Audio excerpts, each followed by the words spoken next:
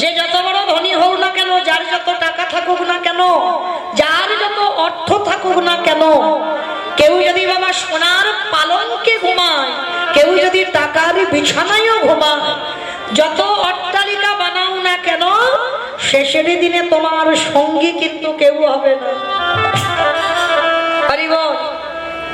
যখন আলেকজান্ডার মরে যায় বাবা, মরার আগে বলে গিয়েছিল, যখন আমার দেহটা কফিনের বাক্সে করে নিয়ে যাবে, আমার হাত দুটো ওই বাক্সের বাইরে একটু বের করে দিও।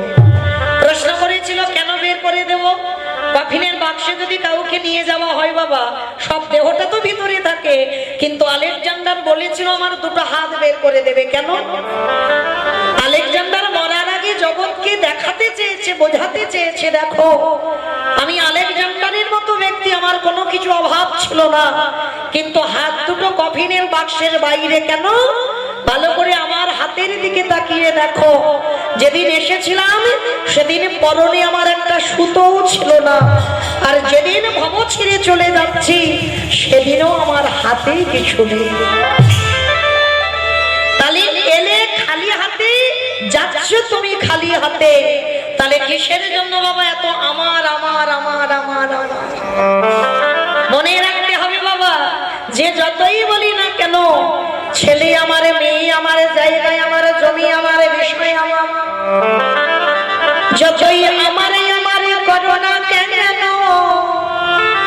বাঁশি যদি বেজে যায় পড়ে থাকবে সরকারি খাবার, এসেছো একা তুমি যাবে একা। যেদিন এসেছিলে মা জগতে কেউ তো ছিল না, আর যেদিন ধরা থেকে চলে যাবে সেদিনও কেউ থাকবে না। তাহলে সাথে যাবে কি? আমার কর্মফল।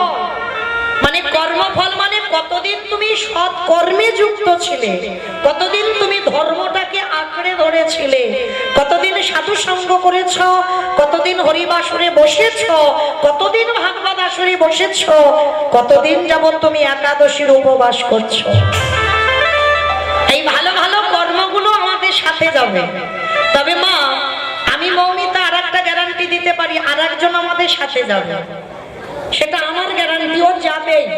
তবে জানি না আপনাদের এই বইটাতে নিয়ম আছে কিনা, তবে আমার ডায়মন্ড হারবার এলাকায় নিয়ম আছে মা, মানুষ মরে গেলে সাথে কিছু দাও বা না দাও, দুটো জিনিস তাকে ভাড়া করতে হবে, একটা হলো খোল আর একটা হলো পরোটা। কি গো মাইরা, তোমাদের এই বইটাতে হয়তো মানুষ মরে গেলে খোল করতাল বাজে তো? তাহলে এই জায়গাটা একটু ভালো করে ভাবেন বাবা। যখন আমরা দুর্গা পূজা করি, কালী পূজা করি, লক্ষ্মী পূজা, সরস্বতী পূজা, যাই পূজা হোক না কেন, যেদিন বিসর্জন হয় সেদিন তো বড় বড় ডিজে ডিজে বাজে। কি বাবা, তোমাদের বইটাতে বাজে তো? এখানেও হয়? যাক বাবা, আমি ভাবলাম বোধহয় আমার ডায়মন্ডেই শুধু হয়। তার মানে এমন বিসর্জনের দিন মা ধুম ধাড়াক্কা বাজনা বাজবে যেন হার্ট এক্ষুনি ব্লক হয়ে গেল। মানে অসুস্থ মানুষ যদি থাকে বাবা, এমন বাজনা বাজবে সে এক্ষুনি হার্ট অ্যাটাক করবে বিসর্জনের দিন। তাহলে এই জায়গাটাই একটু অনুভব করে, সেটাও তো মা। তাহলে মাকে যখন জলে ফেলতে যাচ্ছ তখন নাচানাচি করে গেলে, লরিতে করে ডিজে বাজিয়ে গেলে, আর যেদিন আমাদের দেহ বিসর্জন হবে সেদিনকে একটা লরিতে করে ডিজে বাজালে হতো না? কি মা, হওয়াতে হতো? তাহলে হওয়াচ্ছে না কেন?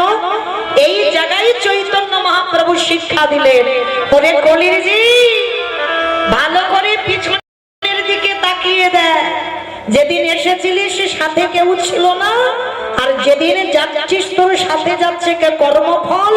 আর কি গো, এই হরি নামে যাবে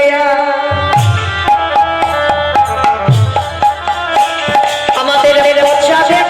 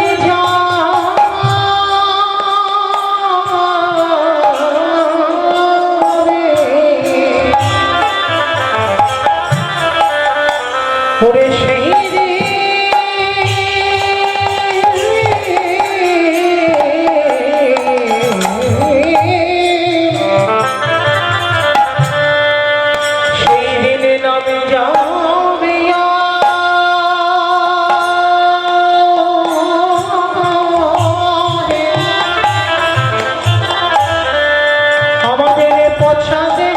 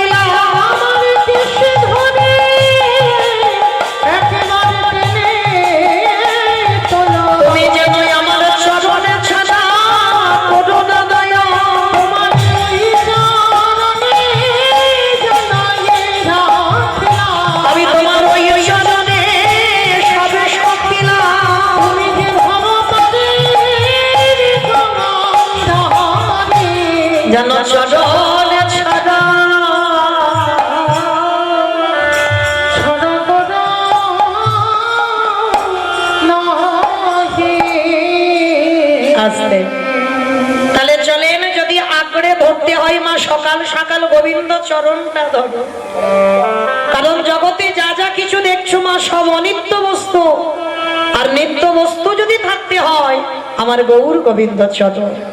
তাহলে চলো আছে সবাই আমরা গুরুচরণ আশ্রয় করি, আমরা কিছুক্ষণের জন্য যাব মা শ্রীধাম নদিয়া নবদ্বীপ ধাম। টিমাইরা সবাই নদিয়ায় যাবে তো? সবাই যাবে? তা সবাই যদি চলে যায় কীর্তন হবে কাকে নিয়ে? কি গো সবাই বলছে চলে যাব, তাহলে কীর্তন হবে কাকে নিয়ে? কি গো ভক্ত না থাকলে কি কীর্তন হয়? আগে তো ভক্ত লাগে। তাহলে কেউ যাব না। এই রাত কত বাজে এখন? 10টা 10:30 নিশ্চয়ই হয়েছে। তাহলে এই রাত্রিবেলা এক্ষুনি যদি তোমার ছেলে বৌমার অর্ডার না পাও, তোমার স্বামীর যদি অনুমতি না পাও, তুমি কি যেতে পারবে নবদ্বীপ? পারবে না তো। কিন্তু একজনকে কোনো কৈফিয়ত দিতে হয় না, কোনো অনুমতি নিতে হয় না। বলো তোমার সে কে? মন। যত তুমি বাইরে তাড়াতাড়ি যাও না কেন, তোমার মনের থেকে দ্রুত কেউ নয়। পৃথিবীতে যত যানবাহন আছে বাবা, মনের থেকে তাড়াতাড়ি কেউ যেতে পারবে না। তাহলে থাক দেহগুলো সব ছেলেপুলে মানুষ করুক, স্বামী সেবা করুক, আর আমাদের মনগুলো নিয়ে যাব সেই সুরধনী গঙ্গার তীরে। কেমন? আর সুরধনী গঙ্গার তীরে গিয়ে দেখবো সত্যতে নারায়ণ, ত্রেতাতে রাম, দ্বাপরে কৃষ্ণ, আর কলিতে হলো গৌরাঙ্গ। আর যেদিন কৃষ্ণ কলিযুগে গৌর হয়ে এলো, সেদিন নদিয়ার অবস্থাটা কেমন জানো? নদিয়ার ভাবটা কেমন? আজ নদিয়া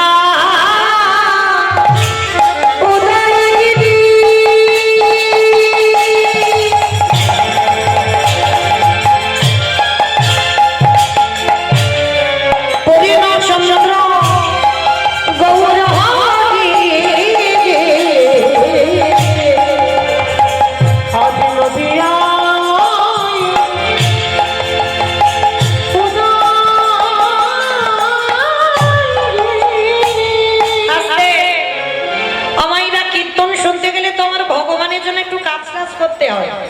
কাজগুলো কি কি জানো তো? আচ্ছা আগে বলো তো, আমার চিনতে টিনতে অসুবিধা হচ্ছে না তো? অসুবিধা হচ্ছে না? মনে পড়ছে তো? 1 বছর এনেছিল, আবার এনেছে। তাহলে 1 বছর আগে আমার রিহার্সাল দেওয়া আছে।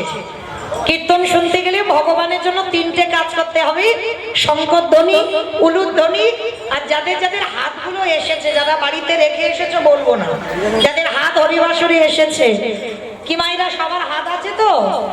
যাদের যাদের আছে কই একবার দেখিয়ে দাও, আমাকে নয় আমার ভগবানকে। নিতাই গৌর প্রেমানন্দে হরি বল, হরি বল। বাহ, তোমাইরা মাঝে মাঝে হাতগুলো ধসে ধসে যাচ্ছে কেন? এই ধসা রোগ ভালো নয়। আমার নাম মৌমিতা ঘোষ, আমার পদে পদে দোষ। এসেছি যখন হাত তুলিয়ে তবে আমি ডায়মন্ড হারবারে ফিরবো, নাহলে ফিরবো না। তো চলো দেখি মাইরা একটু উলুধ্বনি দাও তো দেখি একা। আজ নদী গা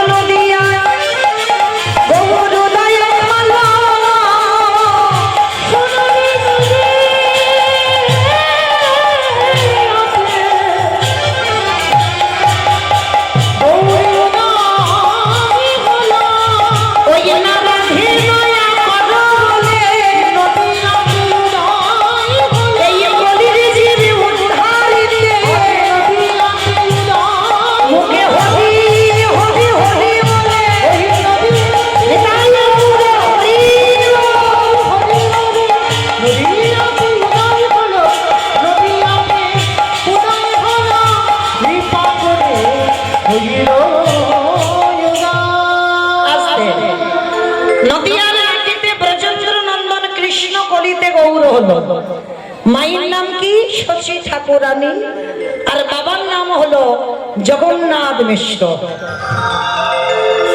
আচ্ছা বাবা, এবার যারা যারা কীর্তন শোনেন বা শাস্ত্র জ্ঞানী বা তত্ত্ব জ্ঞানী, যারা বহু জায়গায় কীর্তন শোনেন, এই ভগবানকে বলা হয় সচিদানন্দন। কেন?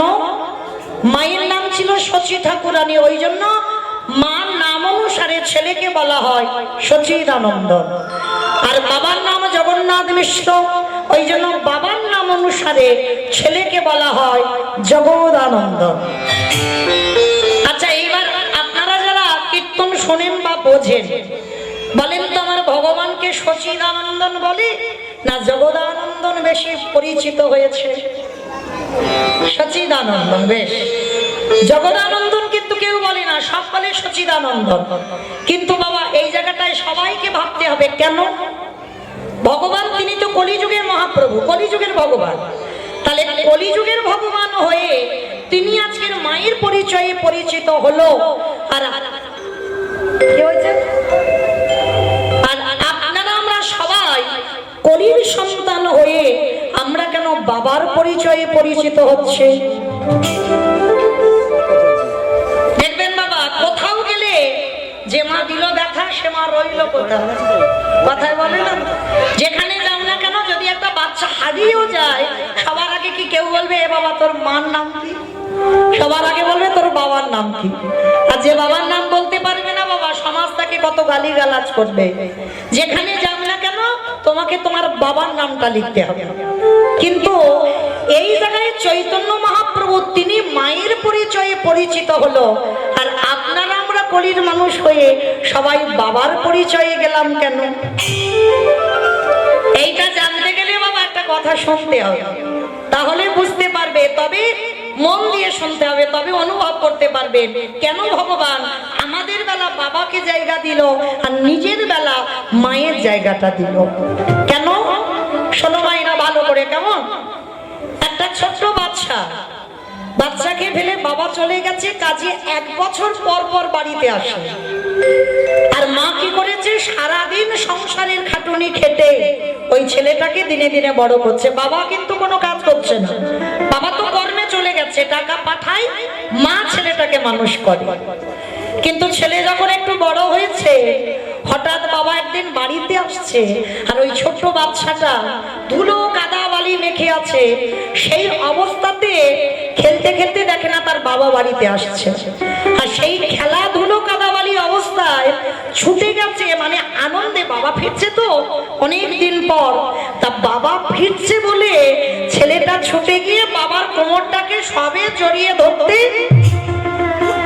ছোট বাচ্চারা যেমন করে, বাবার কোমর জড়িয়ে ধরতে যাবে, তো বাবা কি করেছে ছেলের হাতটা ধরে বলছে, আরে দাঁড়া দাঁড়া দাঁড়া দাঁড়া দাঁড়া, ছি ছি ছি ছি ছি, এই ধুলো কাদাবালি রেখে আছিস আর আমার দামি জামা কাপড়। বড় বাবা কথায় কথায় বলছি, হয়তো দিল্লি বোম্বে থেকে ফিরছে, ফ্লাইটে করে ফিরেছে, ভালো দামি জামা কাপড় পরে আছে, আর ধুলো কাদাবালি গ্রামে ফিরছে। আর সেই বাচ্চাটা যদি ধুলো কাদাবালি নিয়ে বাবার কোলে ওঠে, বাবার দামি শার্ট নষ্ট হয়ে যাবে না? ছেলের হাতটা ধরে বলছে, দাঁড়া, আমি কোলে এখন নিতে পারবো না, মায়ের কাছে যা, মা যদি পরিষ্কার করে দেয় তারপরে আমি তোকে কোলে নিয়ে ঘুরতে যাব। ভালো করে মন দিয়ে শুনবে কেমন? তার ছেলেটাকে যেই না বকা দিয়েছে বাবা, অনেক আনন্দ করে গিয়েছিল তো বাবার কোলে উঠবে বলে, তা বাবা যেই না হাতটা ধরে সরিয়ে দিয়েছে, ছেলেটা কাঁদতে কাঁদতে মার কাছে গেছে। আর মা কি করেছে, সংসারী মা তো সারাদিন খাটুনি খেটে সবে দুটো অন্ন নিয়ে বসেছে প্রসাদ পাবে, আর সবে এক গ্লাস দেবে, ছেলেটা দরজায় গিয়ে ডাকছে মা, সবে মুখে তুলেছে এখনো দেয়নি। যেই না মা বলেছে, মা তাড়াতাড়ি করে ওই অন্নের থালাটা সরিয়ে রেখে উঠে গিয়ে দেখছে ছেলে দাঁড়িয়ে দাঁড়িয়ে দরজায় কাঁদছে। তাই বাবা কাঁদছিস কেন? বন্ধুরা মেরেছে বুঝি, নাকি মারামারি করেছিস, ঝগড়া করেছিস, ওই জন্য কান্নাকাটি করছিস? ও তো খেলতে গেলে লাগবে, খেলতে গেলে মারামারি হবে, তা কাঁদছিস কেন? ছেলেটা মাথা নিচে করে বলছে, ও মামা, বাবা বাড়িতে আসছে। বাবা আসছে? তাই তো আনন্দের কথা, তা তুই দাঁড়িয়ে দাঁড়িয়ে কাঁদছিস কেন? জানো মা, আমি একটু আনন্দ করে আমার বন্ধুদের বাবার কোলে, কত বন্ধুরা কোলে চড়ে যায়, আমি একটু আদর করে বাবার কোলে উঠতে গেলাম, বাবা মানা হাত ধরে বললে, আমার দামি জামা কাপড় নষ্ট হবে, মার কাছে যা, পরিষ্কার হ, তারপরে তোকে কোলে নিয়ে যাব। মা যেই কথাটা শুনেছিলাম, সেই ধুলো কাদাবালি মেখে আছে ছেলে, মা হৃদয়ে তুলে নিয়ে, মা বিচার করেনি যে ছেলে নোংরা মেখে আছে, বুকে তুলে নিয়েছে, নাক দিয়ে সর্দি ধরছে, মা নিজের আঁচলটা দিয়ে মুছিয়ে দিয়েছে। আর মুছিয়ে দিয়ে মায়ের কিন্তু খাওয়া হলো না, সে খাওয়ার থালাটা, এই কীর্তন জিনিসটা এইরকম, যারা শুনলেন অনুভবকে কিছু করেছে করেননি। তাহলে আমি বলে দিই, বাবা হলো ভগবান, যে যার ঘরের বাবা হলো ভগবান, আরে মা হলো গুরু রূপী। ওই মা গুরুর কাছে যতক্ষণ না পরিষ্কার হবে, পরমাত্মা রূপী ভগবান কোনোদিনে তোমার কোলে ধরতে পারবে না। যে যাই জায়গায় ছুটি করো না কেন, তুমি সরাসরি ভগবানের কৃপা পেতে পারো না, সরাসরি তুমি ভগবানের কোলে উঠতে পারো না। ওই গুরু রূপী মার কাছে যাও, ওই মা যদি তোমার পরিষ্কার করে দেয়, আরে বাবার কোলে যদি তুলে দেয়, তবে বিশ্ব পিতা রূপী ভগবান তোমার কোলে নিয়ে ঘুরতে যাবে। এটা হলো একটা তথ্য।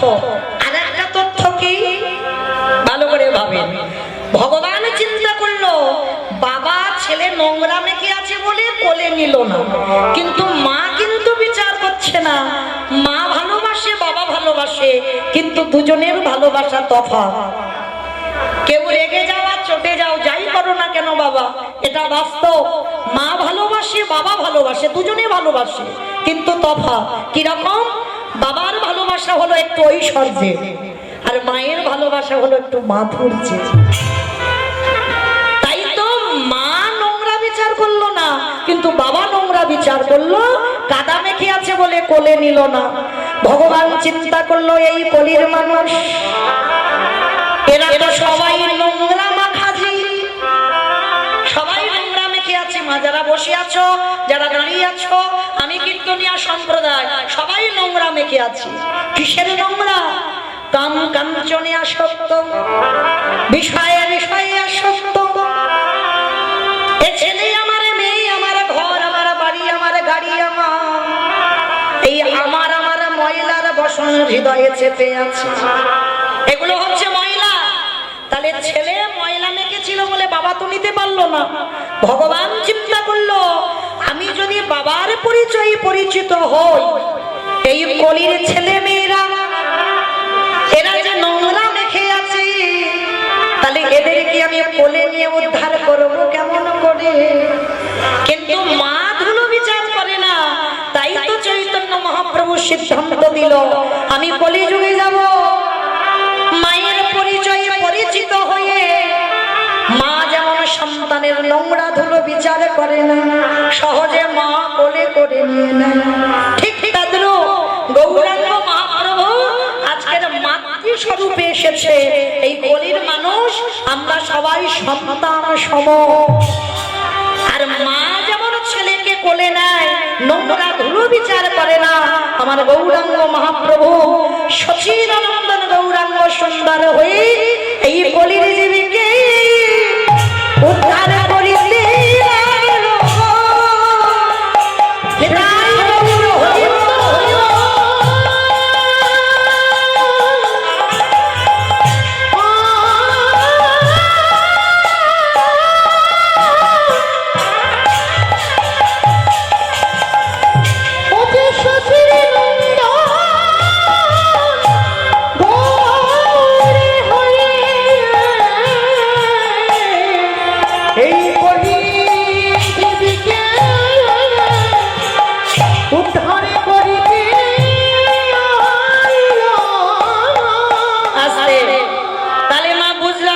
সবাই যার জন্য ভগবান নাম নিয়েছেন সচিদানন্দ।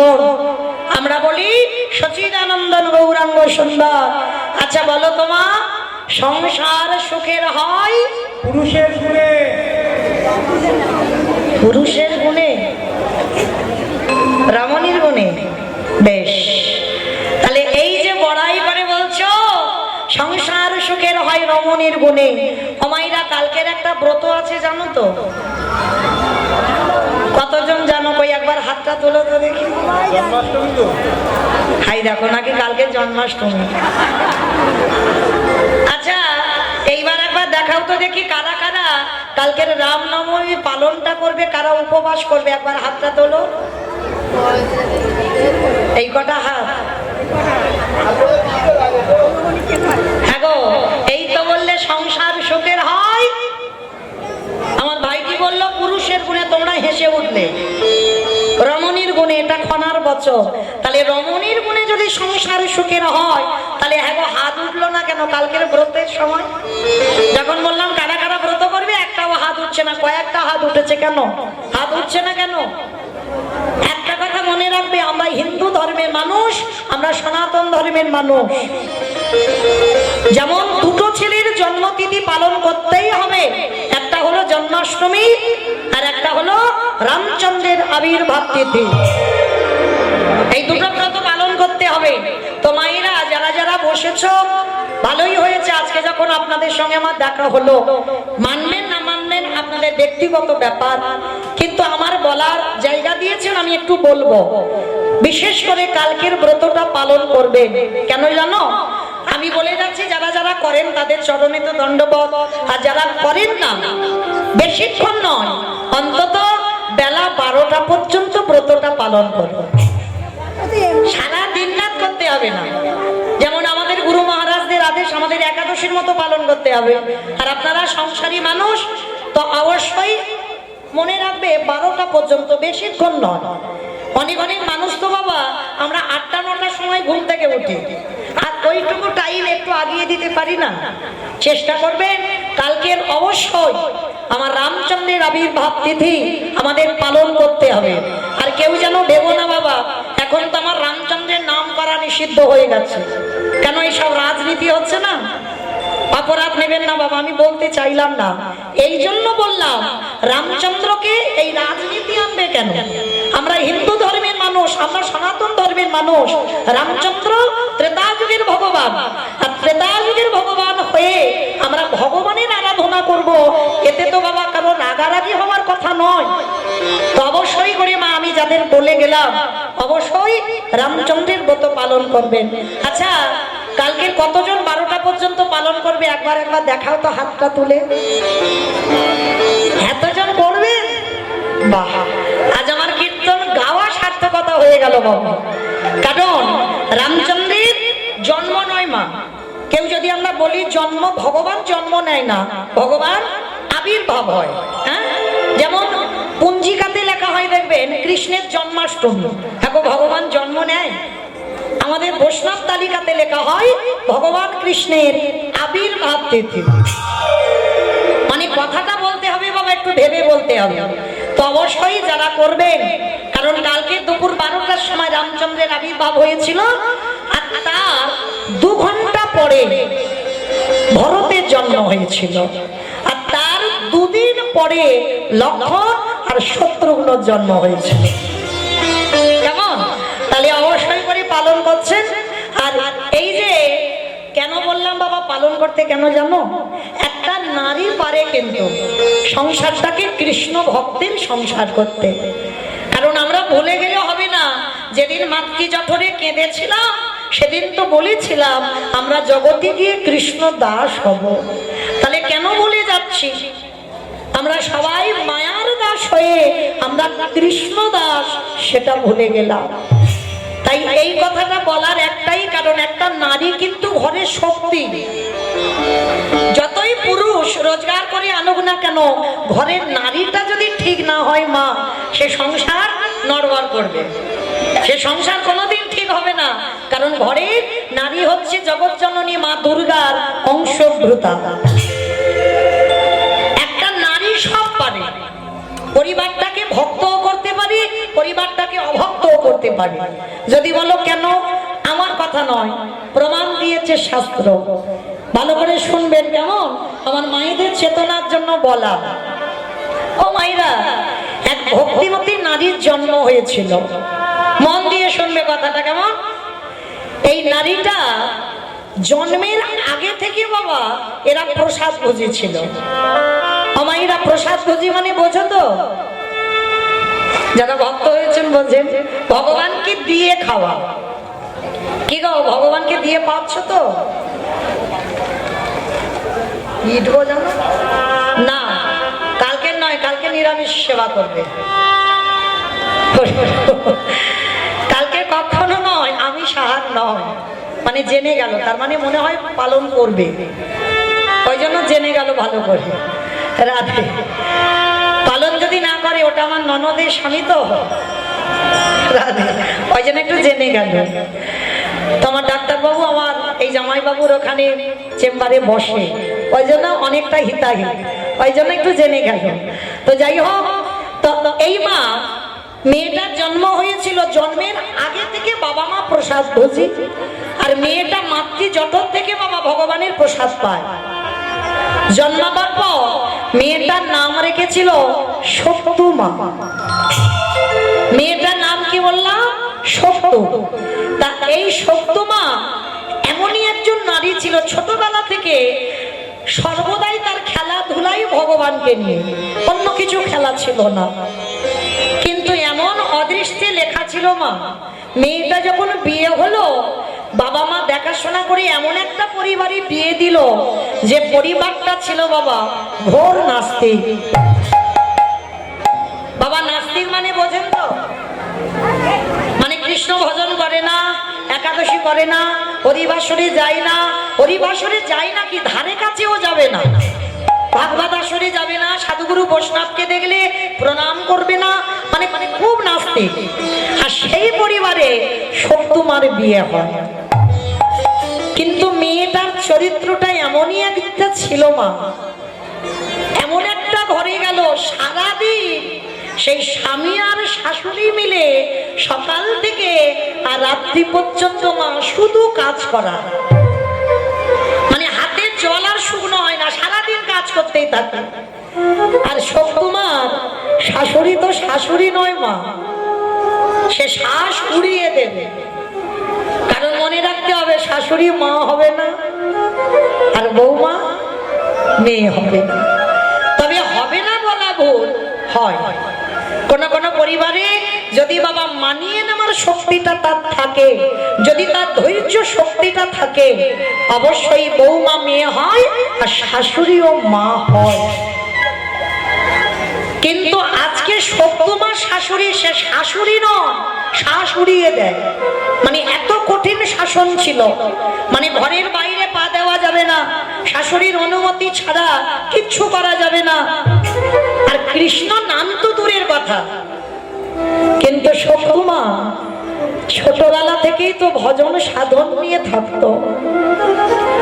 অমাইরা যে মা ছোটবেলা থেকে ভগবানকে ভালোবাসলো, সেই মা যখন 16-17 বছরে বাবা মা বিয়ে দিল, তারপরে কি হঠাৎ করে কৃষ্ণকে ভুলে যাওয়া যায়? কিন্তু কিছুতে শাশুড়ি স্বামী কৃষ্ণ নাম করতে দেয় না, আর দেয় না বলে সত্যমা কি করেছিল জানো? সারাদিন ওই কাজ করে আর মনে মনে ভগবানের নাম করে, কোনোদিন মুখ থেকে জোরে প্রকাশ করতে পারে না কৃষ্ণ নাম। একদিন এই সত্যমা কি করেছে, বাসি বাসনগুলো মাজছে, এঁঠো বাসন মাজছে, আর কয়েকজন বৈষ্ণব মিলে বাবা রাস্তা দিয়ে বলা বলি করতে করতে যাচ্ছে, শোনো আজকের থেকে তো 1 সপ্তাহ এই গ্রামে ভাগবত হবে, তা আমাদের যাই হোক অনেক দিনের পরে সৌভাগ্য যে আমরা 1 সপ্তাহ ভাগবত শ্রবণ করতে পারবো। তো রাস্তা দিয়ে গল্প করতে করতে যাচ্ছে, আর সত্যমা কল ধারে বসে এঁঠো বাসন মাজছে, আর বাসন মাজতে মাজতে মার কানে আওয়াজটা গেছে যে আজকে থেকে 1 সপ্তাহ ওদেরই গ্রামে ভাগবত হবে। যেই না কথাটা কানে গেছে, সত্যমা মনে মনে ভাবছে যাই আজকের আমার শাশুড়ি মার কাছ থেকে আমি একটু অনুমতি চাইব। কতদিন হয়ে গেল আমি গীতা পাঠ করি না, কতদিন হয়ে গেল আমি সাধু সঙ্গ করি না, কতদিন হয়ে গেল আমি ভাগবত আসরেও যাই না, আজকের আমার শাশুড়ি মার কাছ থেকে অনুমতি নিয়ে আমি একটু ভাগবত শুনতে যাব। তা তাড়াতাড়ি সত্যমা কি করেছে, যা যা কাজ ছিল শাশুড়ি মা দিয়েছে সব কাজ সেরে নিয়েছে, আর সব কাজ সেরে নিয়ে শাশুড়ি মার কাছে মাথায় কাপড়টা দিয়ে গলদেশে বসনে দিয়ে শাশুড়ি মার কাছে হাত জোড়ো করে বলছে, মা অমা একটা কথা বলবো। কি কথা? ভালো করে শোনেন মা। বৌমা কেমন ভাবে কথা বললো, আর শাশুড়ির কথাটা দেখো। ও মামা, এতদিন বিয়ে হয়েছে আমি তো তোমার কাছে কিচ্ছুটি বলিনি কোনোদিন। ও মা, আজকে থেকে আমাদের এই গ্রামে 1 সপ্তাহ ভাগবত হবে। মা কতদিন হয়ে গেল আমি গীতা ভাগবত কিচ্ছু শ্রবণ করিনি। ও মা, আমি যা যা কাজ আমি সব করে রেখেছি। ও মামা, তুমি আমার একটু অনুমতি দাও না, আমি একটু ভাগবত শুনতে যাব। যেই না বৌমা বলা, শাশুড়ি মা বলে বলেন, অপদার্থ, তোর এত বড় স্পর্ধা, তুই আমার বাড়ির বউ হয়ে তুই ভাগবত আসরে যাবি? এটা কখনো হতে পারে না। আর দাঁড়া, তোর যখন মনে এই ভাবনাটা এসেছে, আমি এক্ষুনি আমার ছেলেকে বলবো। সত্যমায়ের স্বামীকে যাই না বলল, শাশুড়ি আর স্বামী দুজনে মিলে সব তোমাকে দেখতে ঘাত করছে, দূর হয়ে যা, বেরিয়ে যা, দূর হয়ে যা গিরিধর।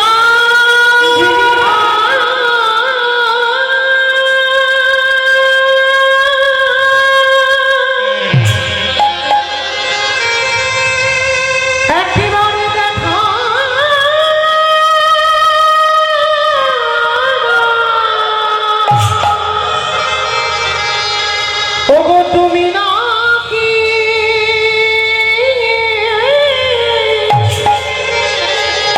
ভকেতে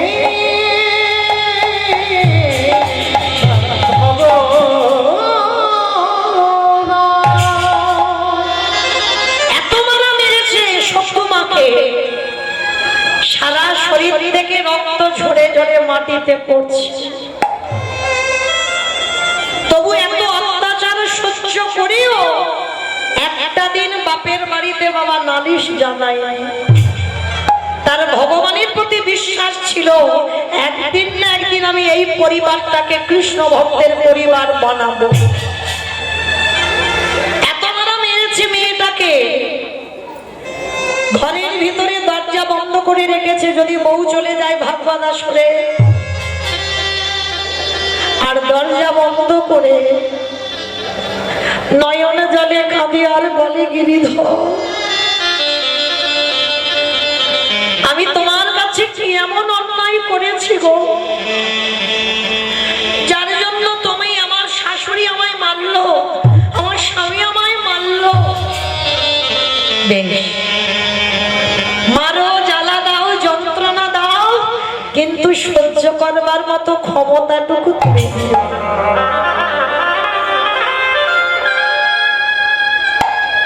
সপ্তমা রাতের অন্ধকারে বসে বসে কাঁদছে, আর মনে রেখো মা, যদি ঠিক ঠিক তোমার চোখের জলে যেদিন ভগবানের কাছে যাবে, আমার ভগবান পৃথিবীর যেখানে থাকুক না কেন, ভক্তের ডাকে ভগবান ছুটে আসতে বাধ্য হয়। সপ্তমার চোখের জল রাত্রিবেলা গিরিধর আর সহ্য করতে পারলো না। ভগবান কি করেছে জানো? শাশুড়ি মার রূপটা ধারণ করেছে। শাশুড়ি মার রূপটা ধারণ করে দরজায় এসে ধাক্কা দিচ্ছে, বৌমা। কণ্ঠটা শাশুড়ির মতো করেছে ভগবান, বৌমা দরজা খোলো। যেই না শাশুড়ির আওয়াজ পেয়েছে, সপ্তমা মনে মনে ভাবছে, আবার যদি আমায় মারে। শরীর থেকে রক্ত পড়ছে তো ভালো করে কাপড় দিয়ে ঢেকে দিয়েছি।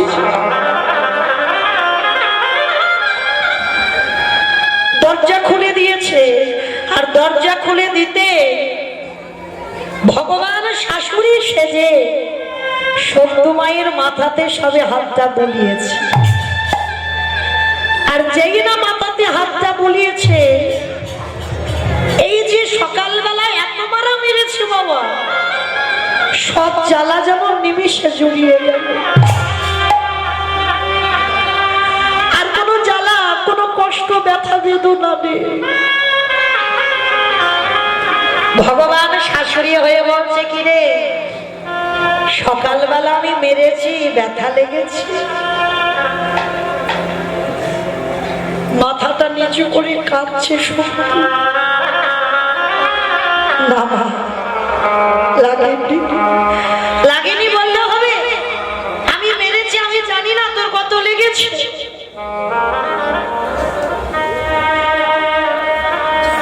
ভগবান শাশুড়ি হয়ে সপ্তমাকে হৃদয়ে নিয়ে বলছে, কাঁদিস না, কাঁদিস না, যা।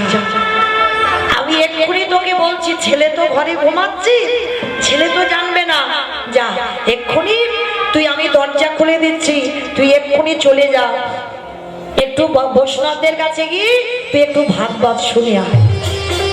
যেই না অনুমতি পেয়েছে, সপ্তমা চমকে উঠেছে, মা তুমি অনুমতি দিচ্ছ? হ্যাঁ, ছেলে তো ঘরে ঘুমাচ্ছে, ছেলে তো জানে না, যা এই সময়ে একটু ভাগবতটা শুনে আয়। আর যেই না ভগবানের শাশুড়ি হয়ে অনুমতিটা দিয়েছে, সপ্তমার মনে বড়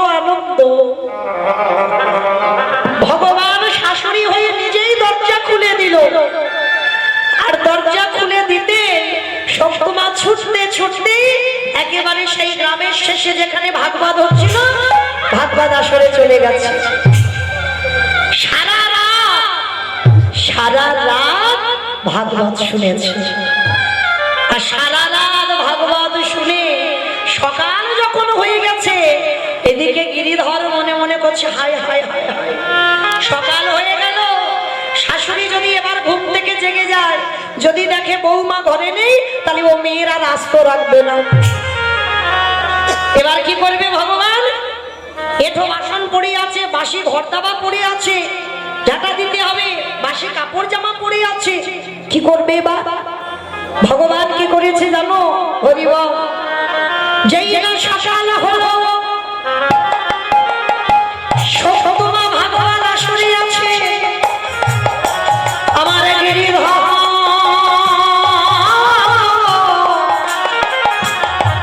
ওই সপ্তমায়ের হয়ে এঠো বাসন ভগবান নিজের হাতে ধুয়ে মেজে দিল।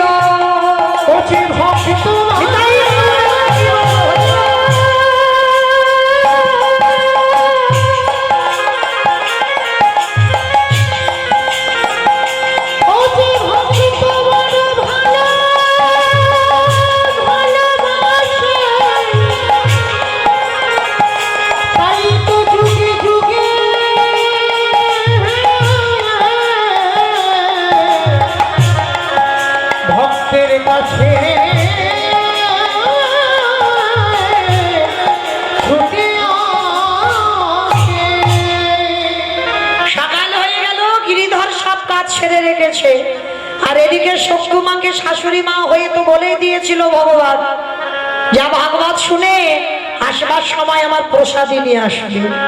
আর সপ্তমা ওই প্রসাদীটা নিতেই বাবা সকাল হয়ে গেছে।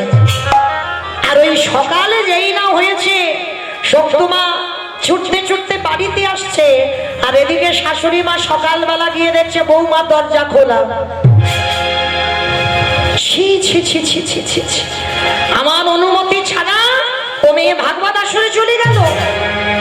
ছেলেকে ডেকেছে, ছেলেকে সব নালিশ জানালো, বৌমা ঘরে ঢুকলেই ওকে আবার মারবে। ভগবানের লীলাটা দেখেন কেমন। মা শাশুড়ি মা বেতের বাড়ি নিয়ে দরজার ধারে বসে আছে, আর এদিকে সপ্তমা তো জানে না, সে তো শাশুড়ির অনুমতি নিয়ে গেছে। সে কি জানে যে ভগবান শাশুড়ি হয়েছিল? সে তো ধরতে পারেনি, চিনতে পারেনি। এইবার যেই না দরজায় এসেছে, আর এসেই প্রথমে শাশুড়ি মাকে প্রণাম করে প্রসাদীটা নিয়ে বলছে, ওমা মা জানো, আজ আমি সারা রাত খুব কীর্তন শুনেছি, অনেক নেচেছি, অনেক গেয়েছি, অনেক সাধুগুরু বৈষ্ণবদের সঙ্গ করেছি। আর মা তুমি বলেছিলে না তোমার জন্য প্রসাদী আনতে, ওই জন্য একটু দেরি হয়ে গেল, এই নাও তোমার জন্য আমি প্রসাদী এনেছি। শাশুড়ি মা অবাক হয়ে গেল, এত বড় মিথ্যা!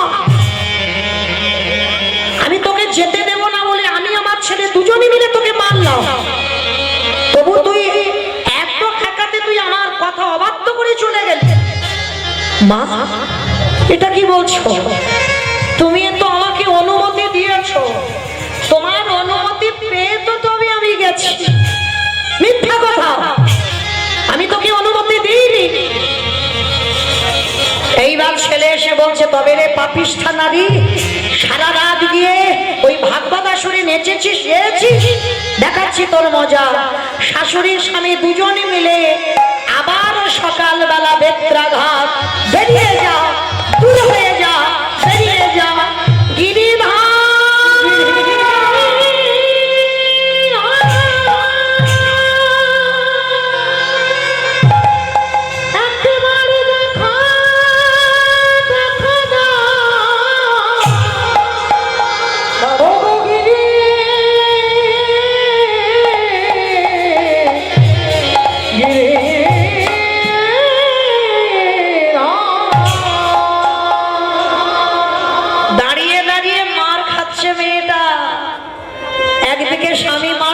একদিকে শাশুড়ি মা মারছে, আর আর মেয়েটা দাঁড়িয়ে দাঁড়িয়ে মার খাচ্ছে, বলছে গিরিধর আমি সব বুঝতে পারলাম, তার মানে কাল রাত্রিবেলা আমি কেঁদেছিলাম বলে তুমি আমার শাশুড়ির রূপ ধরে তুমি আমার অনুমতি দিয়েছ। হে গিরিধর,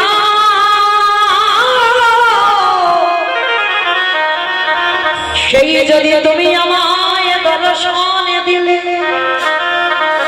একেবারে কৃপা করে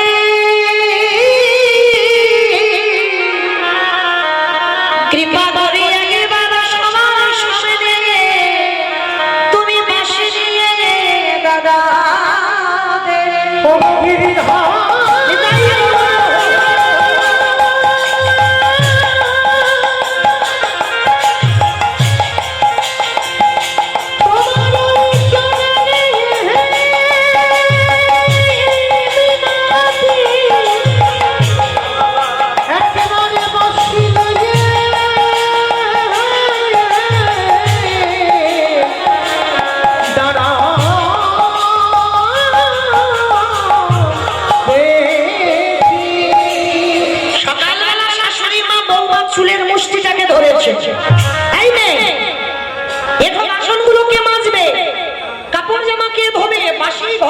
পরিষ্কার করবে, চুলের মুষ্টিটা ধরে যেই না যেখানে কলধারে এঁঠো বাসন থাকে, যেই না চুলের মুষ্টিটা ধরে নিয়ে গেল, গিয়ে দেখলো মা এঁঠো বাসন পড়ে নাই।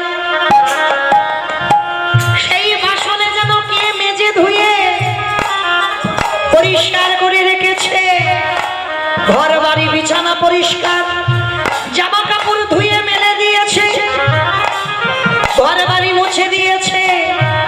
শাশুড়ি মা চমকে উঠেছে, এটা কি করে হয়, এটা কি করে সম্ভব, আমি তো কাজ করিনি, আমার ছেলে করেনি, তাহলে করলো কে?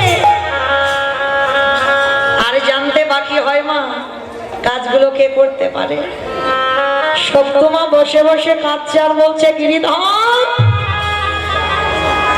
তুমি আমাকে মার খাইয়েছ, খাওয়া আমার এতটুকু কষ্ট নয়, কিন্তু সেই যখন তুমি এই বাড়িতে এসেছো তাহলে আমার শাশুড়িকে কৃপা করো,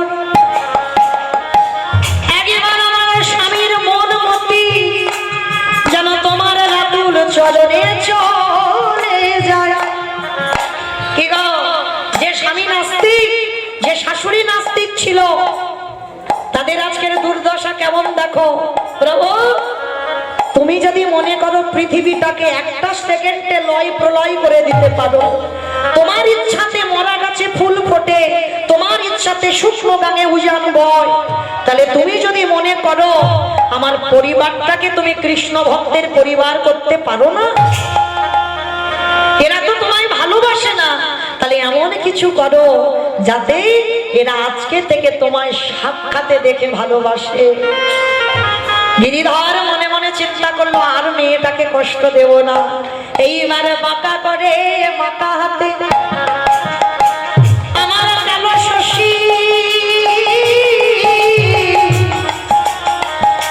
ওই তোমার শ্বশুর ঘরে এসে মুরলি হাতে দিয়ে দাদা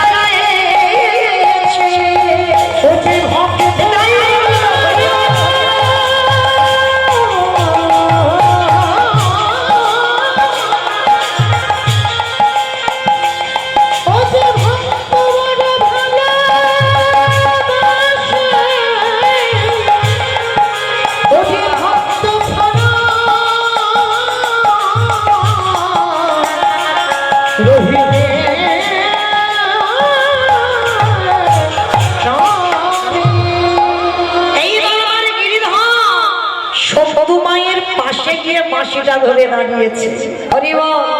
ঠিক যেমন মীরার গিরিধর ছিল, সেইভাবে যেই না দাঁড়িয়েছে, শাশুড়ি স্বামী দর্শন করে চমকে উঠেছে, এটা কি করে সম্ভব? আমরা জানতাম আমাদের বৌমা কৃষ্ণ ভজন করে, কিন্তু এমন সাধিকা আমরা জানতাম না। শাশুড়ি স্বামী দুজনেই চরণে আছা রেখে বলল, বৌমা ক্ষমা করে দাও, আমি চিনতে পারিনি তুমি আমার ঘরে কে। স্বামী করজোর করে বলল, শম্ভু আমি এতদিন তোমার উপরে অনেক অত্যাচার করলাম, তুমি কৃপা করে আমায় ক্ষমা করে দিও। আর আজকে থেকে আমরা মা ছেলে দুজনে কথা দিলাম, কৃষ্ণ চরণ ছাড়া আর জগতে আমরা কিছু ভাববো না। নিতাই গৌর প্রেমানন্দে। কি গো, যেই না শাশুড়ি স্বামী দেখলো মীরার মতো সপ্তমা গিরিধারীর পাশে, কি গো মায়েরা হয় না? কলিযুগেও হয়। ভালোবাসার মতো যদি বাঁচতে পারো, ডাকার মতো যদি ডাকতে পারো, তাহলে ভগবানও মীরার মতো তোমার পাশেই এসে দাঁড়াবে। শুধু রাধা রানীর একার তো প্রাণনাথ নয়, মীরারও গিরিধর ছিল। আর এই প্রেমটার নাম হচ্ছে মধুর প্রেম। স্বামী ছিল, সংসার ছিল, শাশুড়ি ননদি সব ছিল, কিন্তু স্বামীর জায়গাটাতে রেখে দিয়েছিল গিরিধরকে, মীরাবাই। তো এই মীরা বাইজি কিন্তু নয় মা। এই মীরার কথা আমরা বলছি, অনেকে বলে মীরা বাইজি না, মীরা বাইজি কখনো নয়। মীরা ভজনের সাধিকা। মীরার মুখের ভজন শুনবে বলে মুসলমান আকবর এসেছিল। আর এসে বাবা ছদ্মবেশে, মানে হিন্দুদের মতো সেজে এসেছিল। কারণ মীরা যখন ওই ভজন করতে বসতো, আর ভজন করতে যখন বসতো, এত সুন্দর কণ্ঠ, মুসলমান ছুটে এসেছিল। কিন্তু মুসলমান তো মন্দিরে ঢুকতে পারবে না, সাধুর বেশ ধরে এসেছিল। আর গান শুনে যখন ভালো লাগলো, আকবরের গলা থেকে স্বর্ণহার, আকবরের নাম লেখা লকেট ছিল, সেইটা সমেত মীরার গলায় দিল। স্বামী তেরে বাবাসী